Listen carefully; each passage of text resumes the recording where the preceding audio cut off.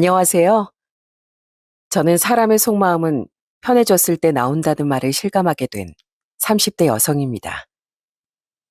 처음이야 물론 이미지 관리 때문에 본심을 숨기고서 연기를 할 수도 있겠지만 솔직히 아무리 연기를 해도 본심을 완벽하게 숨기기란 쉬운 일은 아니라고 생각해요. 그런데 그 본심을 아주 꽁꽁 숨겼다가 한순간에 뜻밖의 로 알게 된 사람이 있었습니다. 바로 제 남편인데요. 어떤 일이 있었는지 한번 여러분들께 얘기를 해보도록 할게요. 저는 사실 홀어머니 밑에서 자란 외동딸이에요. 아빠가 제가 3살 때 바람이 나 엄만 이혼을 하셨고 그 후로 엄마 혼자서 절 어렵게 키우셨거든요. 제가 어릴 적엔 엄마가 집 근처 식당에서 일을 하셨는데 그래서 학교가 끝나고 나면 그 식당 근처에서 내내 엄마가 끝나기만을 기다렸던 기억이 있습니다. 그러다 저녁 시간이 훌쩍 지나고 한가해질 때쯤이면 어김없이 엄마가 밖에서 기다리고 있는 절 보러 나오시곤 했어요. 그때마다 엄마 손에 들려있는 것이 있었는데요. 그건 바로 비닐봉지였습니다.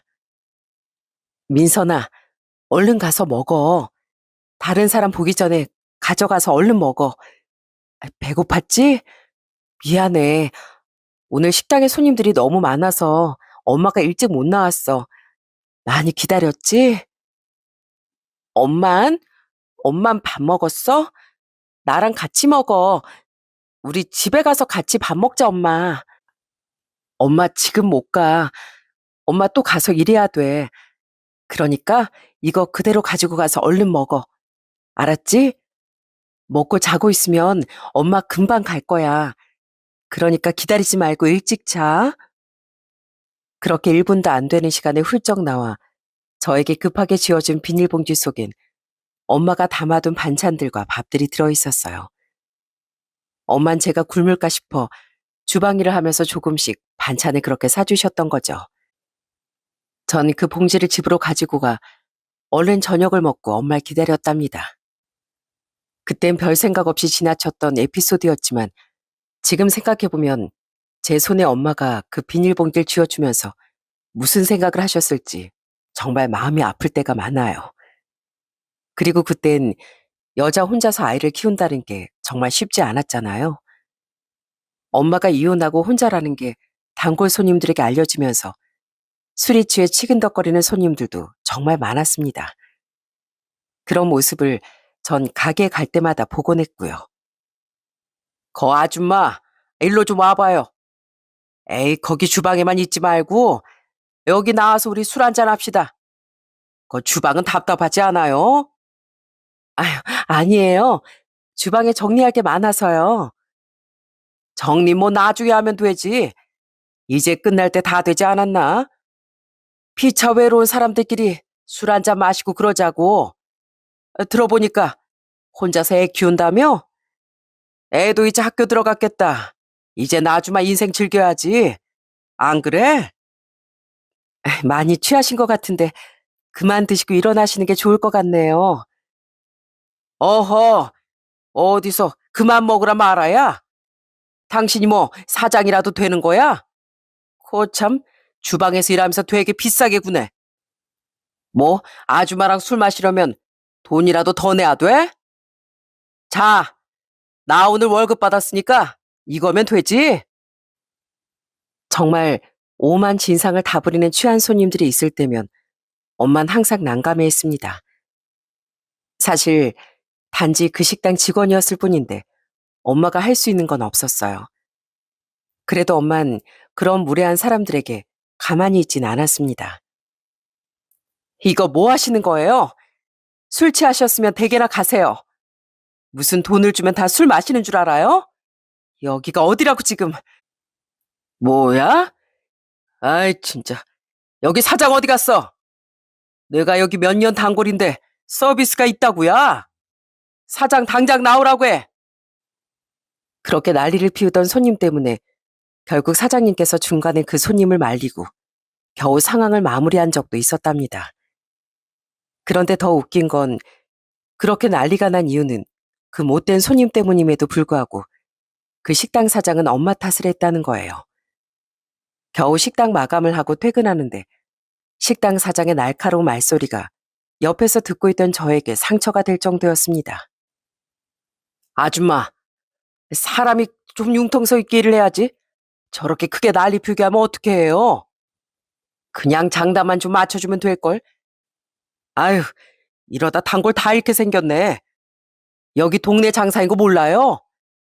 내가 무슨 아줌마한테 가서 같이 어울려 놀라고 했어, 뭘 했어? 가서 그냥 장담만 맞춰달라는데 그게 뭐 그렇게 어려운 일이라고. 사장님, 아무리 그래도 저렇게 사람 무시하는 건 아니죠. 제가 지금 이혼했다고 저러는 거잖아요. 그럼 더 좋지. 애 딸린 이혼이한테 누가 저렇게 관심 준다고. 저 사장님이 얼마나 능력이 좋은데 우리 식당 매출도 많이 올려주는 사람인데. 아유 정말 맨날 식당 앞에 애 데리고 오는 것도 신경 쓰이는데 그것까지 다 봐줬더니만 우리가 뭘 더 얼마나 봐줘야 돼요? 아줌마 손맛 좋은 건 알겠는데 아무리 음식을 잘해도 손님 쫓아내면 우린 더 이상 일 같이 못해요. 그렇게 모진 소리를 들어가면서도 엄만 꿋꿋이 그 일을 계속하셨습니다. 전 그런 엄마가 처음엔 이해가 되지 않았어요. 차라리 다른 일을 하면 좋겠다는 생각도 정말 많이 했습니다. 왜 그런 말을 하는 사람들을 꾹 참고 있는지 너무 화가 나고 속상하더라고요. 엄마, 거기 식당 그냥 그만두면 안 돼? 나 거기 사장님도 싫고 엄마 거기서 일하는 것도 싫어. 그냥 다른 일 하면 안 돼? 민선아, 그래도 저기서 일하면 돈 많이 줘. 우리 민선이 필요한 거 엄마가 사줄 수도 있고 저녁밥도 저기서 챙겨주시잖아. 민선이 뭐까지 챙겨도 누구도 뭐라고 안 하고. 민선아, 조금만 좀 참자. 엄마가 열심히 돈 벌어서 나중에, 나중에 다른 일 할게. 그래도 난 저기서 일하는 거 싫다고. 엄마가 왜 무시를 당해야 하는데 저런 소리 들으면서 일하고 싶어? 엄만 그렇게 돈이 좋은 거야? 난 싫어. 싫다고. 전 너무나 속상한 마음에 엄마에게 화를 내며 투덜댔지만 엄만 그런절 토닥여 주실 뿐 아무런 말도 더 이상 하지 않으셨어요. 엄마가 그 식당을 그만두지 못했던 이유를 알게 된 건 한참 후였어요. 사실 엄만 그 식당 사장님께 돈을 빌렸었고 그 돈을 일하면서 조금씩 갚고 있던 상황이라 마음대로 그만둘 수도 없었던 거였습니다. 그걸 몰랐던 전 엄마가 미련하게 꾹꾹 참고 있다고 생각했던 거죠. 나중에 진실을 알고 나선 얼마나 엄마에게 미안했는지 모릅니다. 사실 엄마 혼자라면 무슨 일이든 먹고 살 만한 다른 일을 충분히 할 수 있었겠죠. 그렇지만 제가 있었기 때문에 엄만 그렇게 힘들고 모질고 고된 일도 꾹꾹 다 참고 하셨던 거였습니다. 천만 다행이었는지 제가 중학생 땐 그 식당을 그만두시게 되었고 그러면서 한 가정집 가사 도우미로 일을 하시게 되었어요. 워낙 식당에서 오래 일을 하시기도 했고 음식 맛도 좋다고 입소문이 났었으니 그 집에서 엄마를 정말로 마음에 들어 하셨습니다. 그 집이 집안 행사가 무척이나 많은 곳이었거든요. 그러다 보니 거의 매달마다 제사며 생일이며 파티며 모임이며 엄만 정말 어마어마한 상차림을 항상 차려야 했습니다. 그래도 그 가정집 주인들은 교양도 있고 경우가 있는 사람들이었어요. 엄마 혼자서 딸을 키운다는 걸 아시고선 그 가정집 주인들은 저까지 챙겨주셨습니다. 어느 날은 엄마가 웬일로 그 집에서 타는 기사 차량을 타고 집까지 오셨더라고요. 그런데 트렁크에서 어마어마한 봉투들이 계속 나오는 거였습니다. 그건 바로 저보다 5살 많았던 그 집 딸이 입었던 옷이었어요. 와, 엄마, 이거 뭐야? 거기서 이걸 챙겨준 거야? 아니, 이렇게나 옷이 많아? 가방이랑 신발이랑 엄청 많은데? 어, 그 집이 딸이 한 명인데 사모님이 아까워서 내내 모아두고 계셨대. 내가 딸이 있다고 하니까 가지고 가서 입혀도 된다고 주셨어. 어때? 괜찮지? 다 좋은 옷에 비싼 옷에 엄마가 아주 땡 잡았어. 그러니까 안 그래도 나 신발 사고 싶었는데 이거 완전 새 거 같은데? 그러니? 우리 민선이가 좋다고 하니 엄마도 좋네.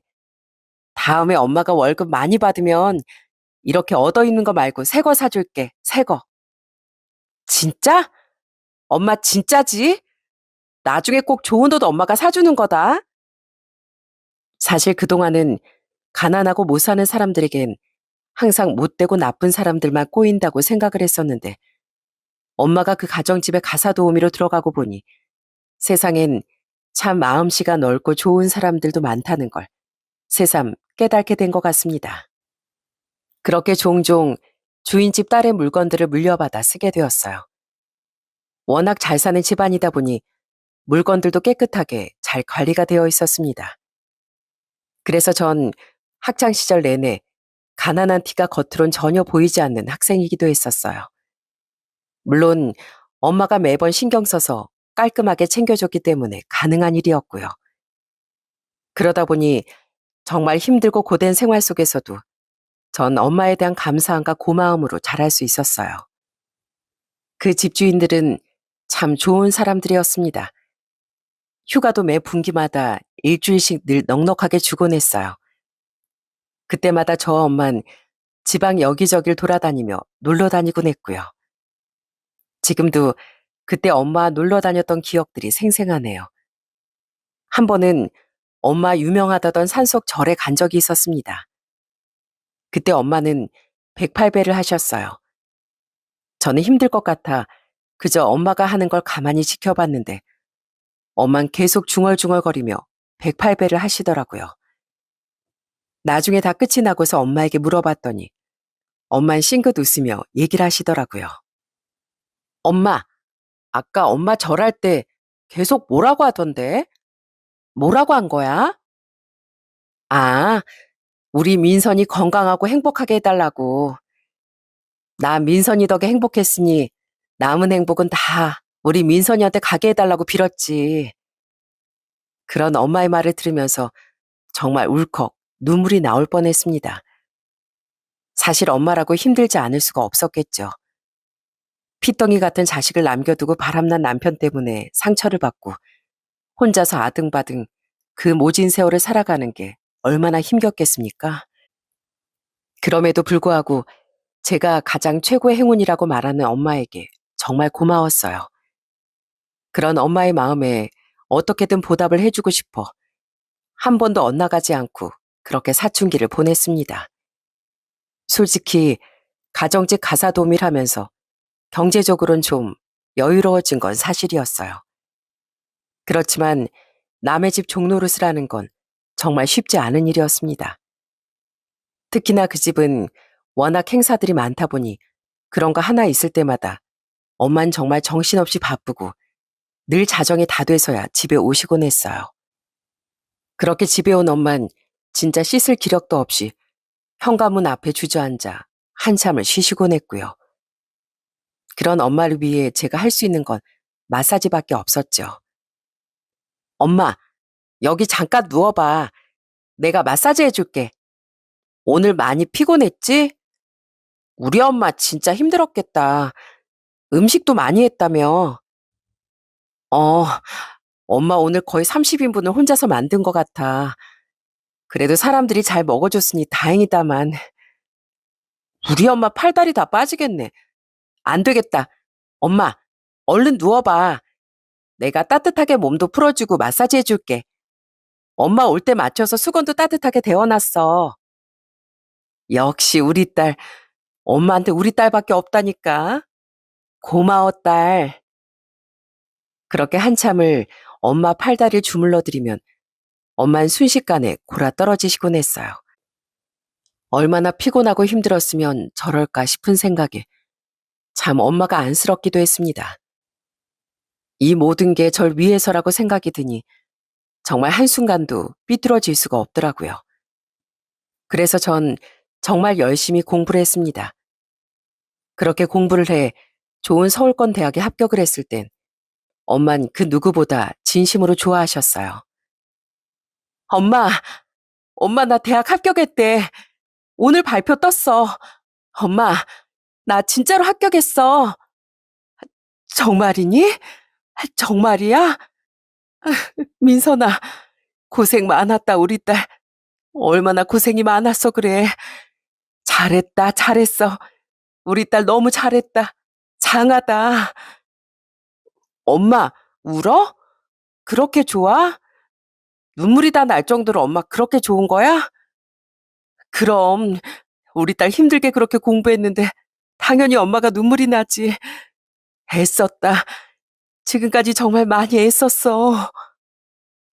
그렇게 엄마의 축하를 받으며 전 대학에 입학할 수 있었습니다. 어른이 되고 난 후론 전 엄마에게 더 잘하려고 노력했어요. 틈틈이 아르바이트도 해서 엄마 생신엔 처음으로 선물까지 직접 사드리기도 했습니다. 사실 그동안은 용돈이랄 것도 없어서 매번 생신날엔 자그마한 케이크와 편지만 드릴 수 있었거든요. 그런데 크고서 직접 아르바이트를 하며 돈을 벌고 엄마에게 뭔가 해줄 수 있다는 게 이렇게나 기분 좋고 뿌듯한 일인지 그때 처음 알았던 것 같습니다. 처음 엄마 생신 선물은 목걸이였어요. 엄마, 짠! 엄마 생신 축하해요. 이거 내가 아르바이트해서 모은 돈으로 샀어. 한번 열어봐. 엄마가 좋아할지 모르겠네. 어머, 이거 목걸이 아니야? 어머, 예뻐라. 민선아, 너무 예쁘다. 우리 딸 그 작은 손으로 고생하면서 번 돈인데 엄마한테 다 쓰는 거 아니야? 아니야. 엄마 그런 건 전혀 걱정하지 마. 얼른 해봐. 사실 그동안 엄마 이런 거 한 번도 못 해봤잖아. 그래서 내가 엄마한테 꼭 해주고 싶었어. 그래, 고맙다. 우리 딸 덕분에 엄마가 평생 이렇게 예쁜 목걸이를 다 해보네. 고마워, 우리 딸. 엄마 매일매일 항상 하고 다닐게. 그 뒤로 정말 엄만 제가 선물한 목걸이며 스카프며 지갑, 가방까지 모두 매일 들고 다니셨습니다. 엄마의 보물 1호, 2호, 3호, 4호 등등 그 어떤 것과도 바꿀 수 없는 물건들은 죄다 제가 엄마에게 선물한 것들이었어요. 그러니 엄마에게 선물할 때면 전 항상 기분이 좋았답니다. 그렇게 엄마의 사랑을 듬뿍 받으며 전 대학을 졸업하고 직장에 들어가게 되었어요. 좋은 직장에 좋은 연봉을 받으며 직장 생활을 하다가 30대 중반에 한 사람을 만나게 되었죠. 우연히 지인 결혼식 피로연에서 만나게 됐는데 참 사람이 정직하고 성실하더라고요. 그런 모습이 마음에 들어 1년을 연애하다가 결혼을 결심하게 되었어요. 그런데 제가 결혼을 하겠다고 하자 엄만 정말 깜짝 놀랄 만한 소식을 전해주셨어요. 바로 신혼집을 마련하는 데 보태라면서 자그마치 3억 5천이라는 돈을 주신다는 거였죠. 엄마, 나 이거 못 받아. 엄마가 어떻게 이 돈을 모았는데 내가 그걸 받아. 나 절대 못 받아. 엄마 노후 자금으로 두고두고 써. 안 그래도 모아둔 돈이랑 대출 받아서 신혼집 마련하면 돼. 그러니까 걱정하지 마. 엄마가 TV를 보다 보니까 요즘 신혼부부들 내내 집 대출 갚으면서 보낸다고 하더라. 이율 높아지기라도 하면 소갈이하고 힘들어한다는데 난 우리 딸 그렇게 힘들어하는 거 못 봐. 그러니까 부담 갖지 말고 받아. 이거 너 결혼할 때 주려고 모아둔 거야. 엄마 노후 자금은 따로 다 있으니까 걱정하지 말고. 내가 이걸 어떻게 받아? 엄마가 나한테 해준 게 이것뿐이야? 그동안 받은 것도 많은데 못 받아. 절대 안 돼. 우리가 알아서 할게. 어허, 너도 나중에 자식 낳아봐. 그러면은 이 엄마 마음 다 이해할 거다. 엄만 솔직히 남아있는 거 전부 다 주고 싶은데 그게 이 엄마 마음이야. 그렇지만 엄마가 혼자서도 알아서 잘 살아야 니들도 마음이 편할 거 아니니. 그러니 꼭 받아서 행복하게 잘 살아. 그렇게만 해준다면 이 엄만 더 바랄 것도 없다. 전 결국 엄마에게 신혼집 지원을 받아 경기도권의 6억짜리 신혼집을 마련하게 되었습니다. 사실 그 돈 중에서 거의 대부분은 엄마가 주신 돈에 제가 모은 돈이었어요. 남편은 그동안 모아둔 돈이 거의 2천만 원밖에 안 됐는데 그 이유가 있었습니다. 바로 시댁이 정말 아주 가난했거든요. 그때 당시에도 월세를 겨우 사실 정도로 힘든 생활을 하시고 계셨습니다. 60이 넘으셨는데도 시부모님은 내내 일을 하셔야 했을 정도였어요. 남편의 여동생이었던 신우도 일을 하고 있었지만 시댁의 상황은 별로 좋지 않았죠. 나중에 알고 봤더니 문제는 그 전에 크게 있었던 거더라고요. 원래 보통 이런 집안이라고 하면 남편들이 문제인 경우들이 많지 않나요? 그런데 시댁은 시모가 문제였습니다. 원래는 평범한 집안이었는데 시모가 전에 금융 다단계에 빠져서 재산을 다 탕진했던 거였더라고요. 그러다 보니 시부모님은 서로 얼굴만 마주쳐도 싸우고 난리가 아니었고요. 정말 사소한 거 하나하나 다 트집을 잡고 서로 티격태격 하시더군요. 한 번은 시댁에서 밥을 먹는데 대뜸 시부가 화를 내시는 거였어요. 이게 뭐야? 국이 너무 짜잖아. 아니, 소금을 들이부었어? 아주 그냥 돈 펑펑 써제끼는 것처럼 소금도 아주 펑펑 써제끼는구만. 아니, 당신은 며느리도 왔는데 무슨 소리 하는 거야? 짜면 짜다고 물 좀 더 넣어달라고 하면 될걸. 꼭 굳이 사람 찔리라고 그런 말 하는 거야? 아니, 뭐 내가 없는 말 했어? 난 세상 살면서 없는 말은 안 해. 당신이 이렇게 펑펑 쓰니까 집안 살림이 살아날 기미가 보여야 말이지. 아이고, 먹기 싫으면 먹지 말어. 살다 살다 국자한 거 이렇게 화내는 사람은 당신뿐일 거야. 다 멀쩡히 잘만 먹는데 아주 난리야. 그러다 보니 남편은 시댁에 거의 잘 가지 않았어요. 그러니 저 또한 시댁의 발길을 잘 안 하게 되더라고요. 시댁에서도 시부모님도 바쁘시고 시누이도 바쁘니 얼굴도 보기 힘들었고요. 대신 남편은 저희 친정엄마에게 정말 잘했어요. 그때 당시 거의 17년을 그 가정집에서 가사도우미로 일을 하셨는데 이젠 베테랑이 다 되셨지만 솔직히 살림이라는 게 끝이 없지 않습니까? 그러다 보니 엄만 거의 일을 마치고 오면 손이 퉁퉁 부으실 때가 많았어요. 그런 엄마의 손을 주물러 주기도 하고 한 번씩 엄마를 위해 남편이 요리를 해주기도 했습니다. 주로 엄마가 잘 안 접해본 양식 요리들을 직접 알아보고 연구해서 해줄 때가 많았죠. 장모님, 이거 한번 드셔보세요. 요즘은 오일 파스타가 대세거든요. 장모님 한번 드셔보시라고 제가 집에서도 여러 번 연습했어요. 어떠세요? 맛 괜찮으세요? 우리 곽서방이 요리도 참 잘하는구만. 난 이런 거 사실 아무리 해봐도 익숙하지가 않은데 어쩜 이렇게 곽서방은 뚝딱 잘하는지 원. 아닙니다. 장모님 손맛에 비하면 별거 아니죠. 다음번에 장모님 여기 근처에 요즘 유명하다는 맛집이 생겼거든요. 젊은 사람들이 그렇게나 많이 간대요. 장모님, 저희랑 거기서 데이트해요. 그래, 그래. 우리 곽서방이 가자고 하면 내가 가야지. 애교 많고 살가웠던 남편은 친정 엄마에게 항상 웃음을 주곤 했습니다. 그 모습을 볼 때마다 참 결혼을 잘했다는 생각이 들기도 했어요.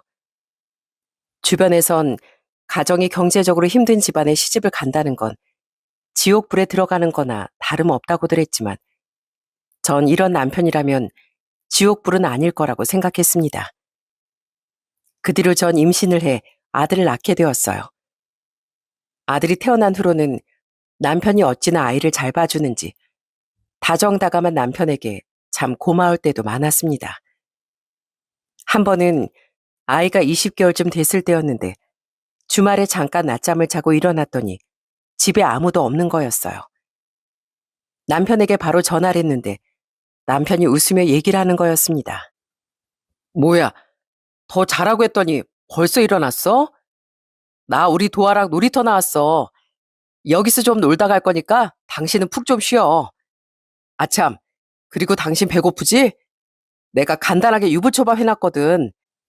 거기 식탁에 있으니까 그것도 좀 먹고 있어. 어머, 당신 언제 유부초밥까지 해놨어? 나도 갈게. 어디 갔는데? 우리 다 같이 나들이도 하고 그럴까? 당신 피곤하잖아.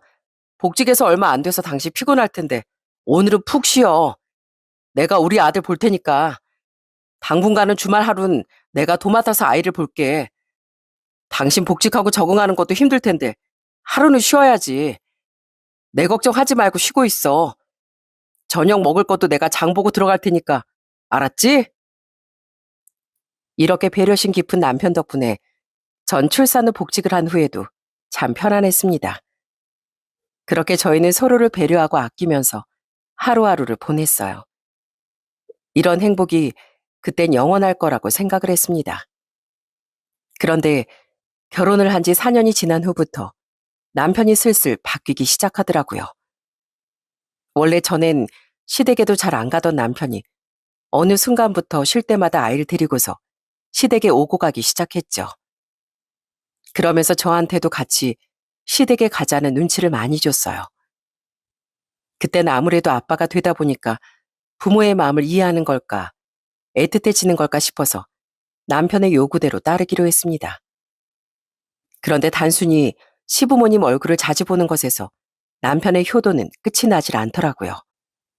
그날은 모처럼 주말에 집에서 쉬는 날이었습니다. 전날 회식으로 늦게 들어왔던 남편은 늦게까지 잠을 자고 있었어요. 그때 핸드폰에서 자꾸 뭔가가 울려 아들이 남편의 핸드폰을 가지고 저에게 가지고 왔습니다. 그런데 핸드폰으로 계속해서 뜨는 창을 보다 보니 뭔가 이상하더라고요. 시모가 자꾸만 언제 입금하냐, 잔금을 치러야 한다 이러는데 이게 대체 뭔 소린가 싶었죠. 그래서 핸드폰 창을 딱 열어보니까 문자 알림도 여러 개가 와 있더라고요. 그런데 그 문자에 들어가 보니 세상에 이 사람이 정말 엄청난 일을 저지른 거였습니다. 바로 대출을 받았더라고요. 이게 무슨 대출인가 싶어 전 자는 남편을 바로 깨웠습니다. 여보, 여보 일어나 봐. 이거 뭐야? 대출, 이게 뭔데? 당신 대출 받았어? 어? 어떻게 봤어? 내 핸드폰 뒤졌어? 뭐? 뒤지긴. 지금 어머니 뭐 돈 입금해달라 계속 메시지를 보내시는데 자꾸 울리니까 도화가 전화 온 줄 알고 나한테 가지고 왔잖아. 그거보다 당신 대체 이게 뭐야? 대출이라니.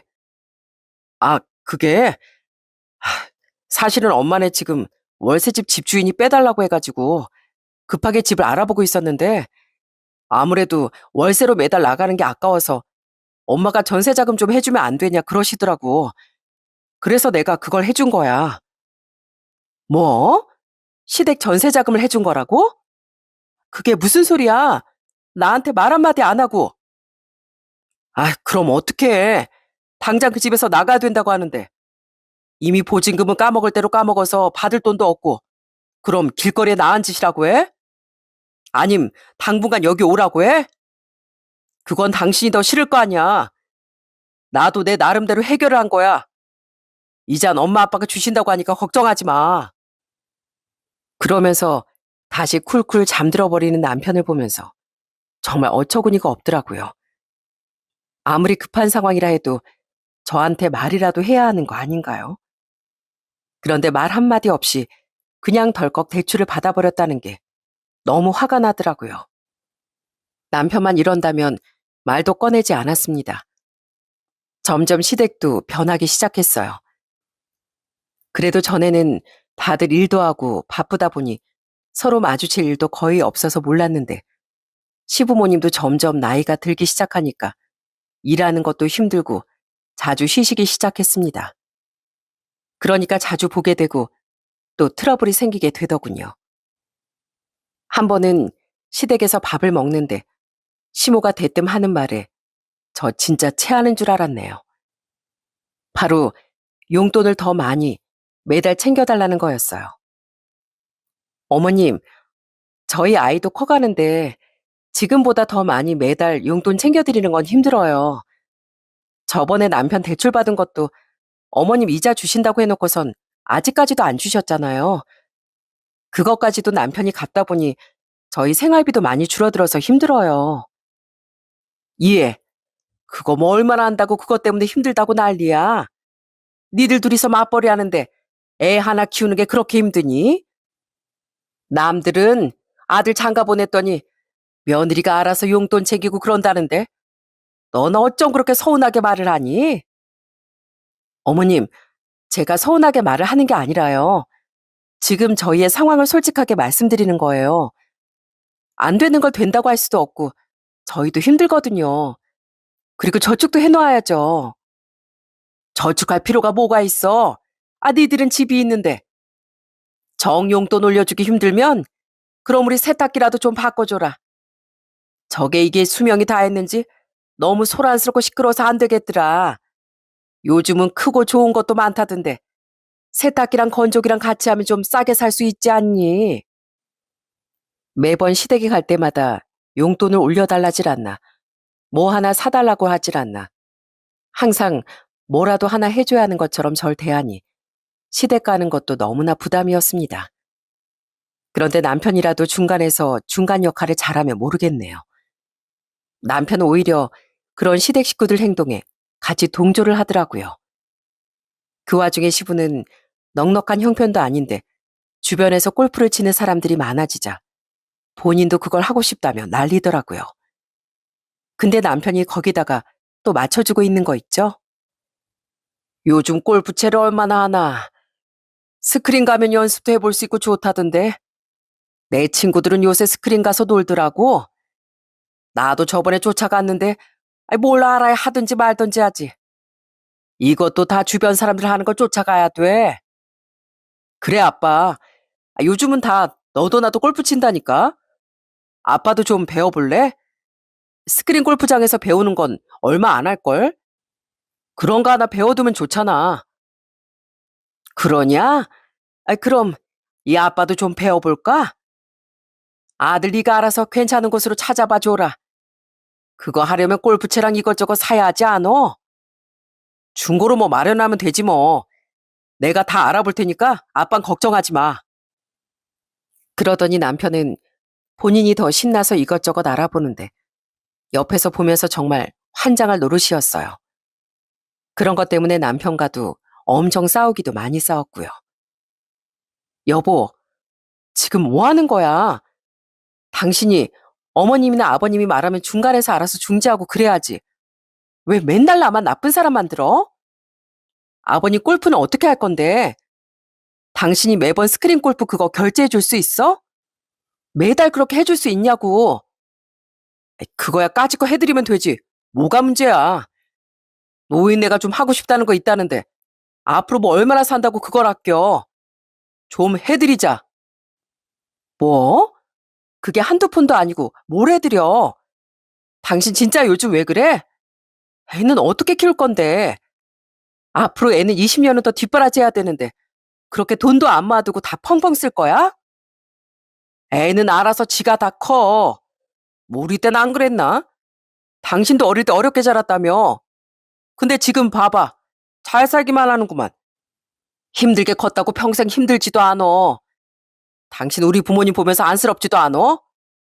장모님은 여기저기 놀러도 자주 다니시고 노후 즐기시는데 우리 부모님은 매번 일에 치여 사는 게 안쓰럽지도 않냐고. 며느리가 됐으면 시부모도 부모라 생각하고 위해 줄 알아야지. 어쩌다 보면 당신 진짜 냉정하다니까? 저는 남편의 말에 지금껏 내가 알던 그 남편이 맞나 싶은 생각이 들 정도였어요.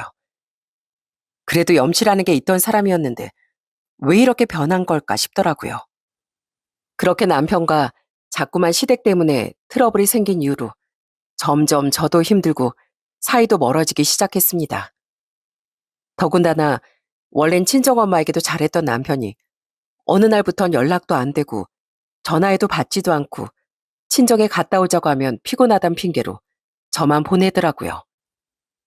그런 모습들이 점점 심해지고 있던 어느 날 엄마가 개인적인 일 때문에 잠시 저희 집에 오시게 되었습니다. 그날은 미리 남편에게 말을 해 저녁을 같이 먹자고 했어요. 그런데 저녁을 같이 먹으려고 남편 퇴근만 기다리고 있었는데 남편이 정말 뜬금없이 갑자기 회식이라며 못 온다고 연락이 온 거였어요. 결국 그날 저녁은 저와 엄마 둘이서만 먹을 수밖에 없었어요. 그러면서 사실 엄만 좀 서운해 하셨어요. 곽서방 요즘 많이 바쁘냐?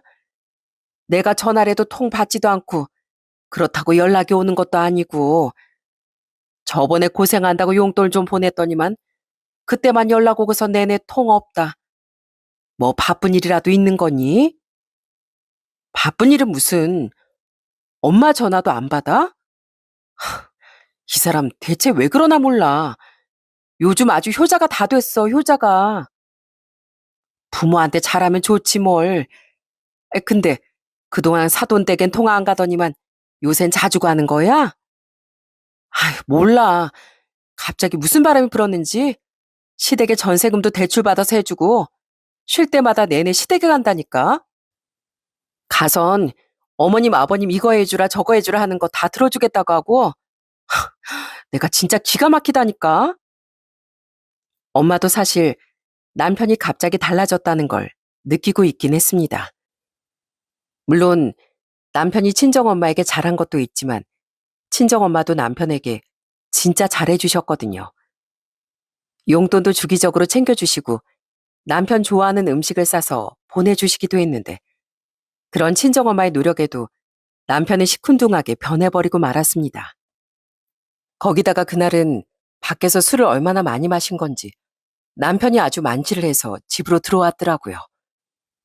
들어올 때마다 쿠당탕 쿠당탕 난리가 나 자던 저도 깰 정도였습니다. 아, 여보, 뭐해? 지금 뭐 하는 거야? 이 시간에 들어와가지고. 조용히 들어가서 잘 것이지. 지금 대체 뭐 하는 거냐고. 엄마 오늘 온다고 했잖아. 지금 주무실 시간인데 왜 이래? 아, 내 집에서 내가 마음대로도 못해? 내 집 내가 마음대로 들어오겠다는데 뭘?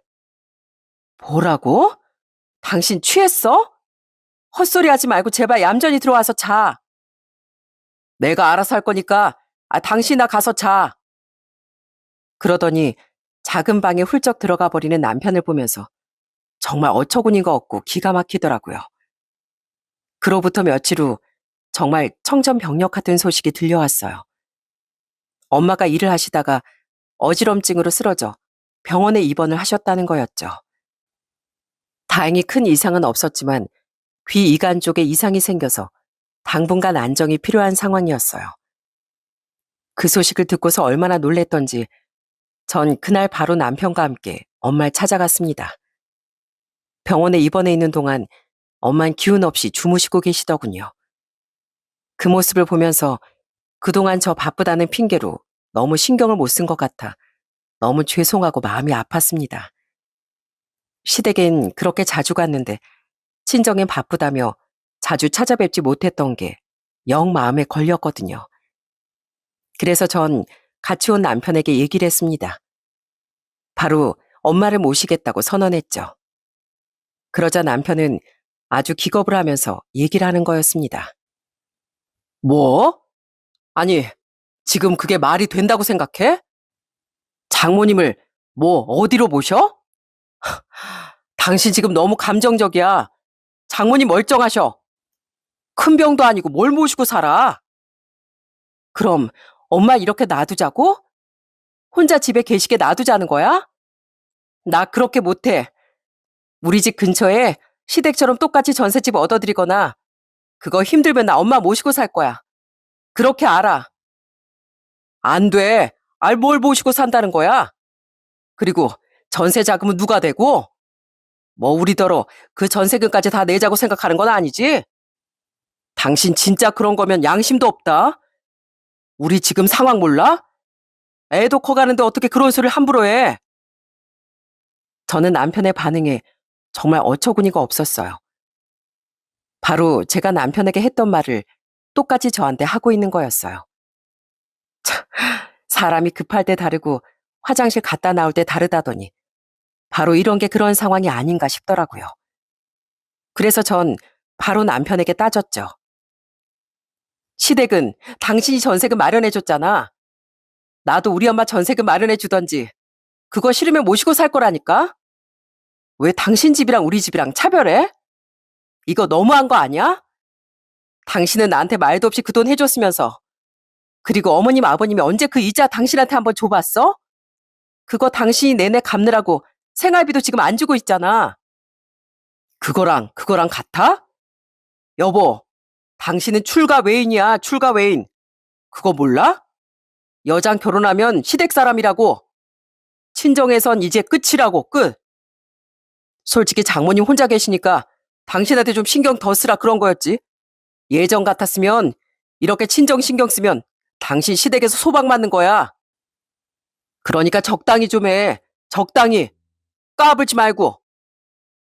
그때였습니다. 제가 기가 막혀 헛웃음을 짓고 있을 때 누워있던 엄마가 벌떡 일어나시더니 소리를 치셨어요. 그 모습에 남편은 새하얗게 질려버리고 말았습니다. 곽서방, 나 쓰러진 척 한 거네. 자네가 어떻게 나한테 이럴 수가 있나? 내가 그동안 자네한테 어떻게 했는데 자네가 어찌 그럴 수가 있어? 장모님, 아니 괜찮으신 거예요? 그래, 내 몸이 안 좋은 건 맞지만 자네 이러면 안 되는 거 아닌가? 아니 장모님 저 속이신 거예요 그럼? 아니 어떻게 이럴 수가 있습니까? 사람을 어떻게 이렇게 감쪽같이 속일 수가 있어요? 해도 너무하시네요. 저 시험해 보신 거예요 그럼? 속여? 자네가 먼저 날 속였지. 세상 순진한 얼굴로 건실한 사이인 줄 알았건만 뒤로 그렇게 더러운 짓 하고 다닐 줄 누가 알았겠나. 속았다는 생각에 분노하는 남편의 태도를 보고선 엄만 더더욱 화를 내셨어요. 엄마가 이렇게까지 화를 낸 이유는 따로 있었어요. 바로 남편은 앞뒤가 다른 사람이었어요. 엄마가 저희 집에 오셨던 그날 남편은 만취한 상태에서 작은 방에 들어가 누군가에게 전화를 걸었던 거였어요. 그건 바로 시부모였습니다. 그 옆방에서 자고 있을 줄 알았던 엄마가 그 통화 내용을 전부 다 들었던 거였어요. 엄만 부들부들 손발을 떠시며 화를 내셨어요. 자네 하는 말 그날 다 들었네. 술 취해가지고 와선 자네 애비한테 뭐라고? 우리 딸 이제 승진해서 연봉도 많아졌으니 그걸로 먹고 살면 되겠다고? 연봉이 높아졌으니까 자네 이름으로 된 그 대출 우리 딸 앞으로 다시 받아서 갚으면 되겠다고? 자네가 어찌 그럴 수 있는가? 어떻게 내 딸한테 그런 짓을 하려고 해? 아, 장모님, 그게 아니라요. 사실 제가 이율이 좀 높은 대출을 받아서 아내는 직장도 좋고 연봉도 높으니까 이율도 낮출 수 있으니까 그래서 그냥 한 말인데 우리 딸이 왜 자네 집안 전세자금 때문에 대출을 받아야 돼? 어디 자네 그것뿐인가? 월급 많아졌으니까 슬슬 꼬셔서 용돈도 올리면 되겠다고 한 거 자네가 한 말 아닌가? 우리 딸이 대체 왜 그 집 생계를 책임져? 자네가 어떻게 그럴 수가 있나? 지금 제정신인가? 내 딸 자네한테 도저히 맡길 수 없네. 우리 딸이랑 당장 헤어지게, 당장. 엄마의 호통에 그제서야 남편은 당황하면서 해명을 하려고 하더군요. 그 모습을 보면서 저도 정말 화가 나더라고요. 장모님, 오해세요. 정말 오해십니다. 저희 부부잖아요. 부부니까 어려움도 같이 극복해야죠. 그래서 한 말입니다. 제가 뭐 저희 아내 돈으로 살겠다 그랬겠어요? 그런 거 절대 아니에요. 흥, 그런 게 아니게 뭐가 아니야? 당신 저번부터 생활비 주지도 않고 월급 죄다 그 대출금 갚느라고 썼다면서 나한테 한 푼도 준 적 없잖아. 그동안 남은 돈으로 시댁에 돈 들이고 그런 거 아니야? 내가 모를 줄 알았어? 언제까지 내가 바보처럼 참을 거라고 생각했어? 나 역시 도저히 못 참아. 아니, 안 참아.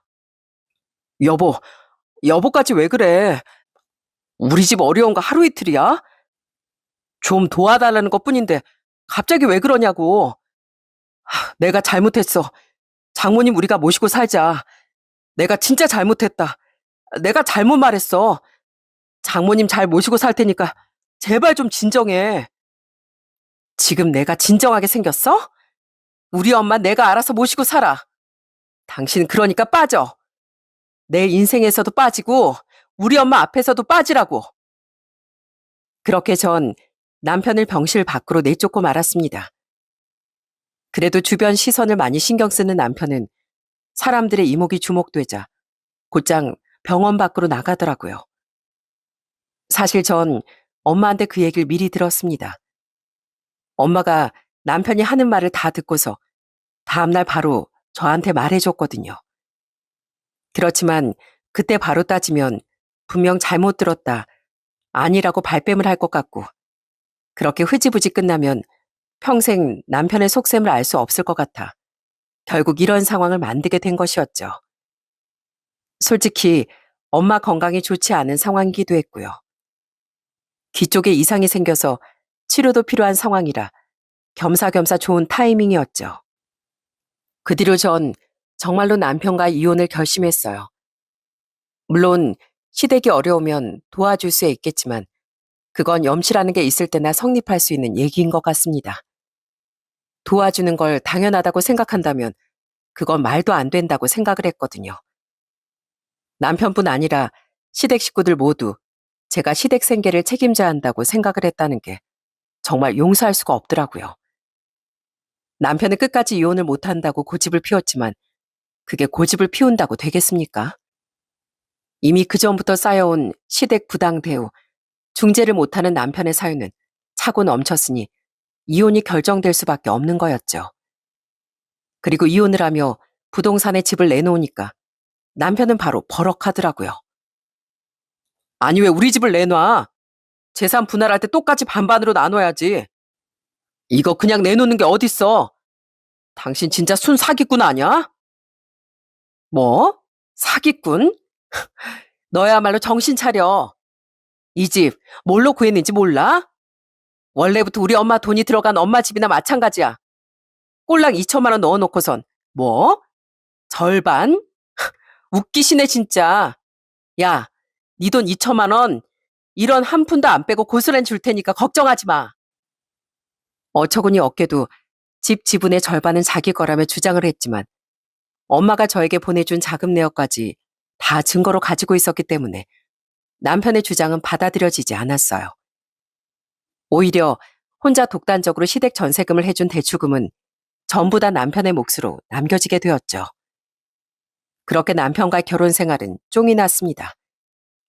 그 뒤로 한동안은 양육비라며 잘 들어오더니 어느 순간부터 또 양육비가 안 들어오기 시작하더군요. 이 사람과는 통화도 하기 싫은데 어쩔 수 없이 통화를 해야 되겠더라고요. 그런데 전 남편에게 전화를 했더니만 하는 말이 진짜 너무너무 기가 막혔습니다. 바로 회사를 그만뒀다는 거였어요. 여보, 나 회사 안 다녀.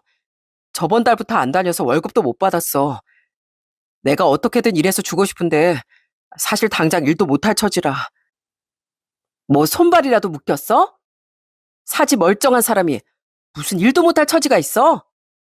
잔말하지 말고 압류 조치하기 전에 곱게 양육비 보내. 나 이런 전화도 하고 싶지도 않거든? 나도 아는데 그게 내가 회사에서 횡령 때문에 잘린 거라서 지금 소송 중이라 어떻게 될지 몰라서 일단 이거 사건 마무리되면 그때부터는 양육비 보내줄게. 뭐? 횡령? 야, 하다하다 너 횡령까지 하니? 진짜 기가 막힌다 정말. 뭐 돈을 얼마나 빼돌렸길래 소송까지 해? 진짜 제정신이야? 그게 870만 원. 와, 전 남편 말을 듣고 진짜 그냥 헛웃음이 절로 나오더라고요. 아니 8억 7천도 아니고 고작 870만 원을 횡령하다뇨? 도대체 무슨 생각으로 그런 짓을 한 건지 어이가 없었습니다. 뭐? 870만 원? 당신 진짜 가지가지 한다 정말. 그럼 월급도 없고 대출금은 갚고나 있어? 나중에 또 대출금 갚아야 한다고 딴소리나 하지 말어. 안 그래도 엄마한테 전셋집 정리하면 안 되냐고 했는데 절대 안 된다고. 자기들 다 늙어서 길거리에 나앉으란 소리냐면서 안 된다고 하잖아. 나도 정말 미치겠어. 아들이 이렇게 신불자 되기 일보 직전인데 엄만 본인들 생각만 하고 진짜 미쳐버리겠다고. 여보, 내가 당신 말을 안 들어서 이렇게 벌 받나 봐. 그때 내가 해주지 말았어야 하는 건데. 진짜 미안해, 여보. 그래, 아주 천벌을 받는다, 천벌을 받아. 당신이 벌을 받건 말건 신경도 안 쓰니까 양육비나 똑바로 줘. 자꾸 밀리면 진짜 내 소장도 받을 줄 알아? 정말 어쩜 끝까지 이렇게 이기적인지. 이제와 미안하다, 사과하는 남편의 말도 사실 마음에 와닿지도 않았습니다. 본인 상황이 힘들어지고 나서야 후회하면 뭐 하겠습니까? 그러게 주변에서 잘해줄 때 고마움을 알고 성실하게 꾸준히 잘 살았으면 될 걸. 다 본인이 자초한 거라고 생각을 합니다. 전 시댁이고 전 남편이고 그렇게 서로 치고받으면서 살고 있는 것 같네요. 지금 전 친정엄마랑 아들과 같이 행복하게 잘 지내고 있습니다. 엄마도 건강하시고 아들도 쑥쑥 잘 크고 있어요. 앞으로도 이렇게 세 식구 똘똘 뭉쳐 열심히 살아보려고 합니다. 사람이 살면서 자기 분수를 알고 염치를 아는 건 정말 중요한 것 같아요. 그렇다고 지금 당장 힘들고 어려우니 위축되고 기가 죽어 있어야 한다는 뜻이 아니라 지금의 상황을 객관적으로 판단하고 또 도움을 받았을 땐 감사해야 하고 더 나은 상황을 만들려고 스스로 노력해야 한다는 뜻입니다. 흔히 자기 상황을 부정적으로만 바라보고 노력하지도 않고 남의 도움만 바라는 사람들이 결국 잘못된 선택을 하고 벌을 받는 경우가 많더라고요. 이런 상황을 겪지 않기 위해선 내 자신을 누구보다 잘 알아야 하는 것 같네요. 여러분들의 삶도 지금보다 더 행복하고 긍정적으로 만들고 싶으시다면 스스로가 정말 열심히 노력해야 하는 것 같습니다. 내가 진정으로 노력했을 때 원하는 결과를 만들 수 있지 않을까 싶네요. 그렇게 모든 분들이 꿈꾸는 그런 결과를 다 맞이하시길 바라며 전 이만 사연을 마치도록 하겠습니다. 감사합니다.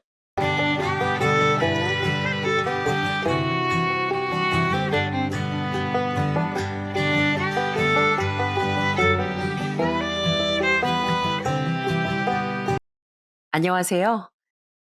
저는 세상의 모든 가장은 존경받아 마땅하다고 생각하는 40대 여자입니다.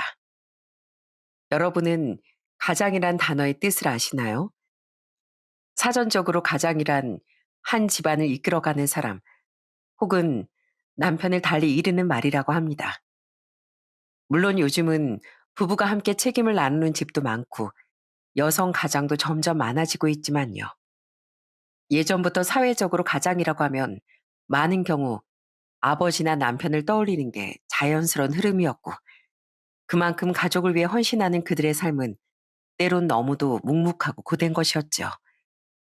아이를 낳고 키우느라 일시적으로 경력을 멈추는 여성도 많고 또 그런 과정을 거쳐 다시 사회로 복귀하는 분들도 많지만 그 모든 사정 속에서도 가족을 위해 무언가 책임지는 사람은 늘 존재한다고 생각해요. 저는 그런 무게를 묵묵히 견디며 한 가정을 지탱하는 가장이라는 존재가 남녀를 불문하고 정말 훌륭하고 대단한 사람이라고 생각합니다.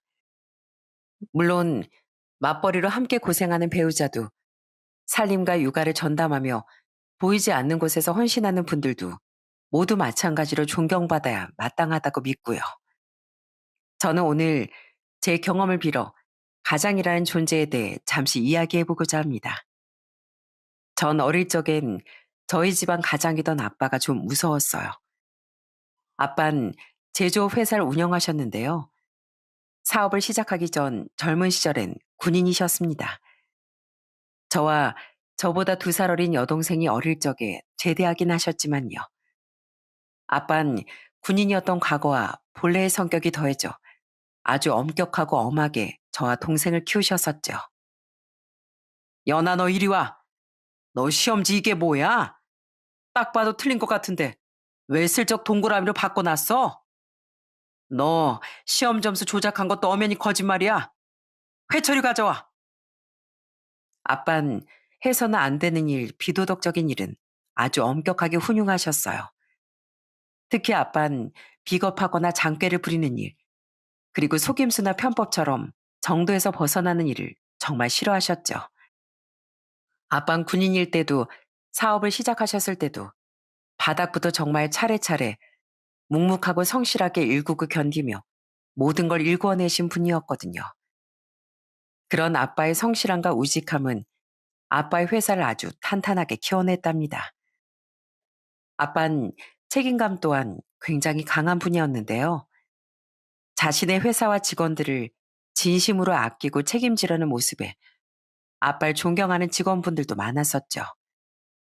전 12살 때 그런 아빠의 약한 모습을 처음 보게 됐었어요. 시골에 사시던 할머니, 할아버지께서 화재 사고로 같은 날 세상을 떠나셨을 때 장례식장에서 아이처럼 엉엉 우시던 아빠를 보고 정말 깜짝 놀랐습니다. 아버지, 어머니, 아직 키워주신 은혜도 제대로 못 갚았는데 벌써 이렇게 가시면 어떡해요?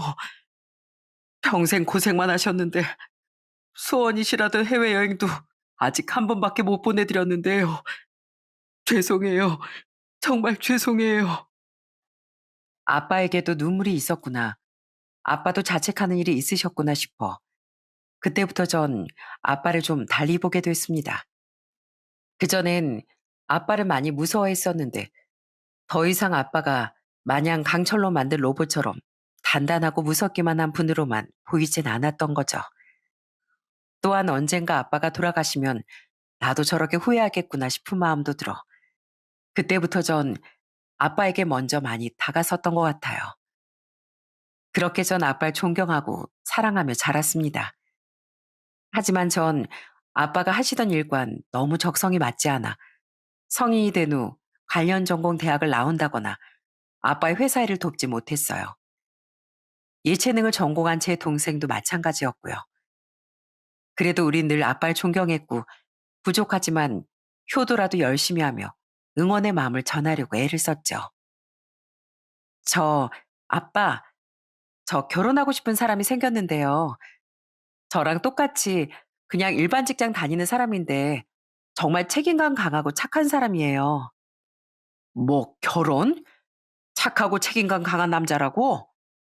그것만으로도 벌써부터 더할 나위 없이 마음에 드는구나.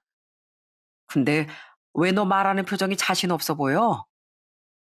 책임감 강하게 가족을 건사하신 아빠와 사랑으로 저와 동생을 돌봐주신 엄마 덕에 전 어엿한 사회인이 되었습니다. 동생은 해외로 유학을 떠나 그곳에서 자신의 전공에 관한 활동을 이어갔죠. 그리고 전 20대 후반의 나이에 남편과 결혼을 결심하게 됐어요. 저는 남편이 정말 좋은 사람이라는 데는 확신이 있었는데요. 딱 하나 남편의 집안 환경 때문에 혹시나 저희 부모님께서 남편을 마음에 안 들어 하실까봐 걱정되더라고요. 물론 두 분의 가치관이 아주 올바르고 선하다는 건 잘 알고 있었지만 자식의 일이라면 부모는 또 달라지기도 하는 법이니까요. 전 정말 상관없는데 혹시나 두 분이 그 사람 집안에 대해 염려하실까봐 미리 그 사람 집안 사정 좀 말씀드리려고요. 집안 사정? 네, 사실 상수 씨 집에 아픈 사람이 두 분 있어요. 상수 씨 어머님이랑 상수 씨 남동생이요. 어머님은 시각장애가 있으시고요. 상수 씨 동생은 뇌성마비 장애가 있다고 하더라고요. 남편에게 듣기로 시모는 선천적으로 시각장애를 안고 태어나셨다더군요. 그래도 완전히 시력이 없는 상태는 아니셨다는데 40대 때 녹내장 수술을 받다 잘못되어 그때 완전히 시력을 상실하셨다고 하더라고요. 법정 싸움까지 갔지만 법원이 병원 측에 손을 들어줬기에 아무런 보상조차 받지 못했다고 했죠. 또 남편은 남동생 하나, 여동생 하나가 있는 장남이었는데요. 남편 바로 아래 동생인 시동생은 뇌성마비라는 장애를 안고 태어났다고 합니다. 다행히 상태가 완전한 중증은 아니라 가족들의 헌신과 노력 끝에 시동생은 보조 보행기나 휠체어를 타고 일상생활은 할 수 있었어요. 그래도 시동생에겐 자라는 내내 많은 병원비가 들어갔다고 남편은 말했었죠. 그렇게 가족들이 아프니까 상수 씨 아버님이 고생이 많으셨대요. 지금은 몸이 약해져서 마을 버스 운전을 하신다는데요.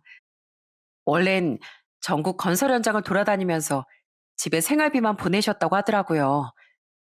상수신 어머님을 도와서 집 살림을 돌보고 동생들 챙겼고요. 그리고 직장인이 되자마자 집에 돈을 보태서 모은 돈도 별로 없다고 하더라고요. 그럼 지금은 그 청년이 그 집 실질적인 가장인 게냐? 아니요. 아버님께서 편찮으셔서 잠깐 일을 못하게 됐을 때를 빼곤 딱 일정 금액 이상은 절대 받지 않으셨대요. 가족들이 아프고 사정이 어려워서 아들 도움을 받게 되긴 했지만 부모가 돼서 자식 등골을 절대 다 빼먹을 수는 없다면서요. 얘기 들어보니까 아빠처럼 책임감 강하고 강직하신 분 같더라고요. 그리고 지금은 상수 씨 동생들도 다 자기 밥벌이는 하고 있대요. 장애가 있는 남동생도 노력 끝에 재택으로 일할 수 있게 되면서부턴 집에 돈을 안 보태도 됐다고 그러더라고요. 그래?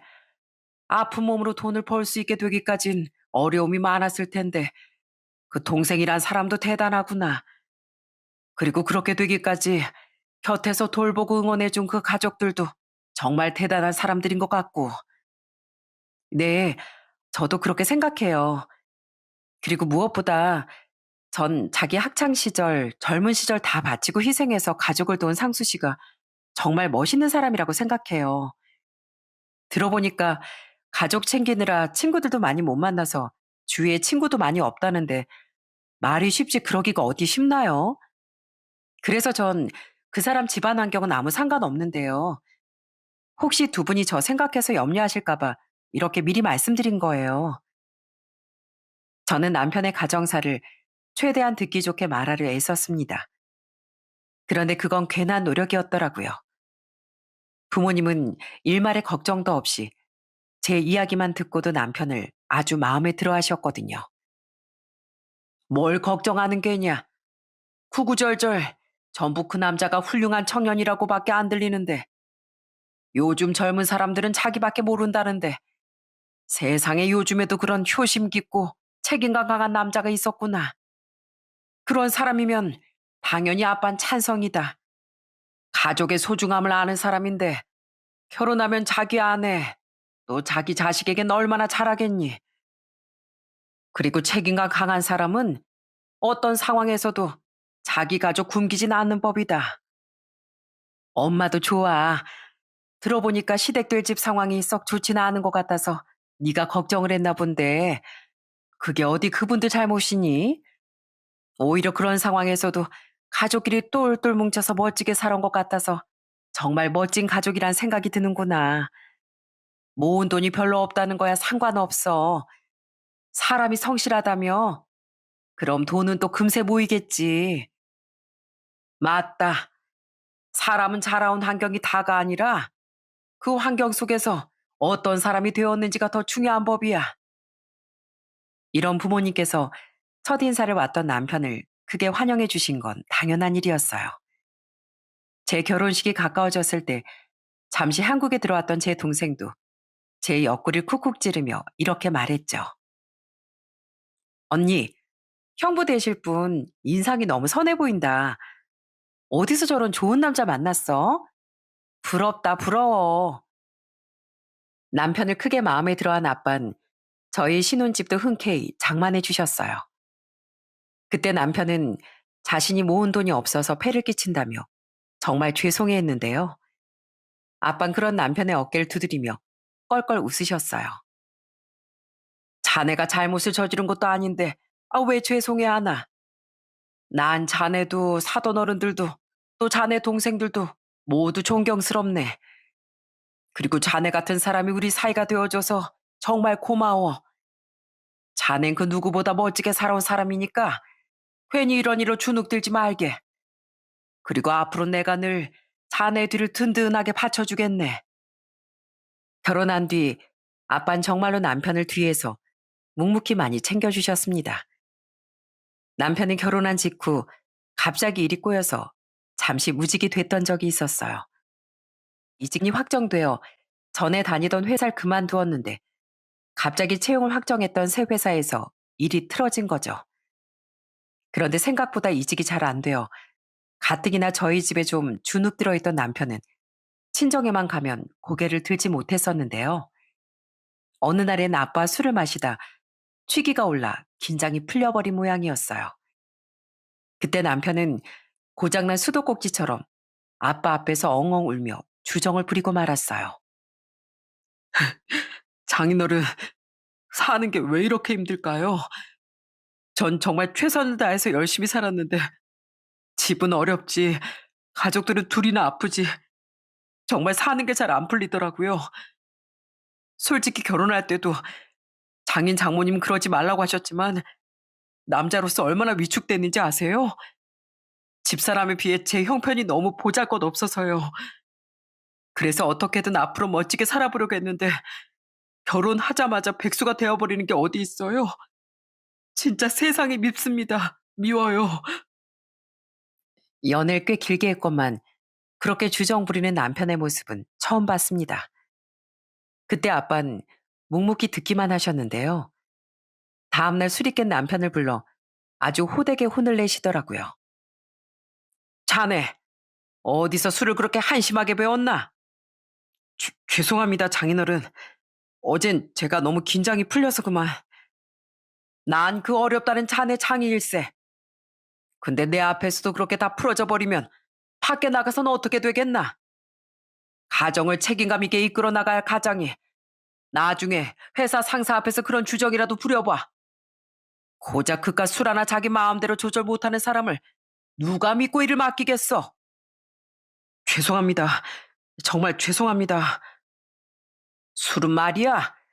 마시고 한껏 들떠도 되고 한껏 눈물을 흘려보내도 돼. 단 자네가 멀쩡한 정신을 잡고 있을 수 있다는 가정하에서야. 자기 몸, 자기 인생, 자네 모든 건 자네가 주도하는 걸세. 그래야 자네 가정도 단단하게 이끌어갈 수 있는 거야. 명심하게. 솔직히 가뜩이나 힘들어하는 사람에게 그냥 따뜻한 위로만 한마디 해주시지 지나치게 야단을 치시는 것 같아 아빠에게 좀 서운했네요. 그런데 아빠 며칠 뒤 저희 집으로 찾아와 깜짝 놀랄 말을 해주셨어요. 내가 아는 지인 회사는 아니고 건너 건너 인맥 있는 회사인데 지금 사람을 구하고 있다는구만. 자네가 원래 하던 일하고도 관련된 곳이고 복지도 또 연봉도 괜찮다네. 그러니까 거기 이력서 한번 넣어보게. 네? 하지만 이거 낙하산 아닌가요? 날 뭘로 보는 겐가? 내가 제일 싫어하는 게 바로 편법이고 요행이네. 그쪽에서 내 사이가 일자리를 찾고 있다는 사실 자체를 몰라. 아니, 아예 나랑 거기 대표랑은 모르는 사이야. 그냥 자네 경력을 마음에 딱 들어할 회사랑 자리가 어디 있나. 그걸 내 발품 팔아서 좀 알아봤을 뿐이야. 떨어질 수도 있는 거니까 이력서 통과되면 면접 열심히 준비해서 꼭 합격해봐. 아빤 자신의 기준 안에서 말없이 남편을 도울 방법을 찾아주셨던 겁니다. 며칠 전 일로 아빠께 여전히 주눅 들어있던 남편은 너무 놀라서 입을 떡 벌렸죠. 그리고 아빤 식사하고 가시라는 제 말도 거절하고 그냥 돌아가셨어요. 일이 있어 다시 회사에 들어가 봐야 한다며 이 말을 덧붙이고서요. 조금 편차해 있겠지만 세상은 누구에게나 다 냉정하고 잔인하네. 그러니까 전에도 말했지만 자네 잘못도 아닌 일로 위축되곤 할 필요 없어. 그리고 자네가 정말 보잘것없는 사람이었으면 내가 자네 이렇게 위해줬겠나? 내 딸을 내가 자네에게 줬겠어? 자네가 신세만 한탄하며 그 자리에 머물러 있으면 뭐 정말 그렇게 될 수도 있겠지만 난 자네가 금세 다시 일어설 거라고 믿네. 자네 자신을 못 믿겠으면 자네를 알아본 나랑 우리 딸 안목을 믿어보게. 아빤 그렇게 말씀하시곤 낯간지러운 듯 헛기침을 하셨습니다. 아마 그냥 돌아가신 것도 좀 부끄러워서 그러신 것 같더라고요. 그렇게 나가신 아빠의 등 뒤에 대고 남편은 울먹이며 감사하다는 말을 몇 번이나 반복해 외쳤죠.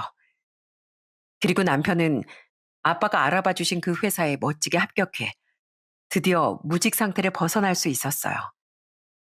이외에도 아빠는 제가 아들과 딸을 낳고 잠시 일을 쉴 때 괜찮다던 남편에게 끝까지 생활비를 보태주시기도 하고 남편에게 먼저 연락해 술도 한 잔 사주시며 계속 남편을 잘 챙겨주셨습니다.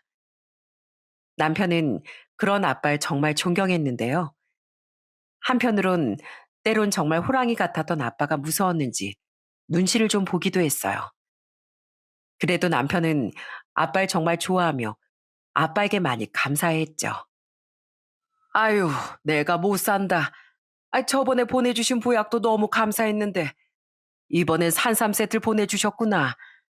정말 안 그러셔도 되는데 너무 죄송해서 원.